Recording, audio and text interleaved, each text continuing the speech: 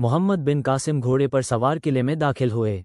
शहर के लोग डरे हुए थे कि शायद सख्त बदला लिया जाएगा, लेकिन उन्होंने ऐलान किया, जो अमन चाहता है वो महफूज रहेगा, किसी बेगुनाह को नुकसान नहीं होगा। लोग हैरान रह गए।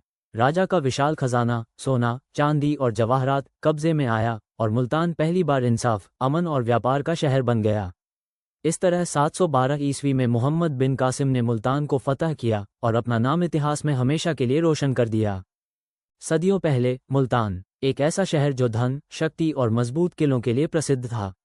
यहाँ एक हिंदू राजा की हुकूमत थी जो बेहद ताकतवर मानी जाती थी। लेकिन साल 712 ईस्वी में इतिहास ने एक अद्भुत पल देखा। सिर्फ 17 साल का युवा मुस्लिम सेनापति मोहम्मद बिन कासिम इस धरती की ओर बढ़ रहा था। उसका मकसद सिर्फ युद्ध नहीं, बल्कि इंसाफ और अमन स्थापित करना था। यही है मुल्तान की फतह की दास्तान, जो हमेशा याद रखी जाएगी। सिंध को फतह करने के बाद मोहम्मद बिन कासिम अपनी सेना के साथ मुल्तान की ओर बढ़े। तेज गर्मी, लंबा सफ़र, मगर उनका हौसला बुलंद था। रास्ते में स्थानीय लोगों ने बताया, राजा के खजाने में इतना सोना है कि कई फौजें पाली जा सकती हैं। मोहम्मद बिन कासिम मुस्कुराए और बोले, ताकत खजाने में नहीं, अल्लाह पर भरोसे में होती है। इसी यकीन के साथ उनका काफिला मुल्तान के मजबूत किले के सामने पहुंचा।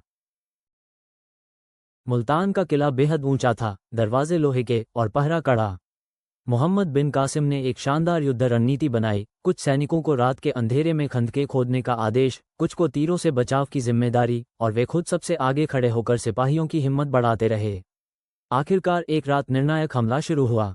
सिपाहियों की गूंजती आवाजें सुनाई दी, अल्लाह अकबर। दीवारों पर चढ़ाई हुई, भिड़ंत तेज हुई और थोड़ी ही देर में किले का भारी दरवाजा टूट गया।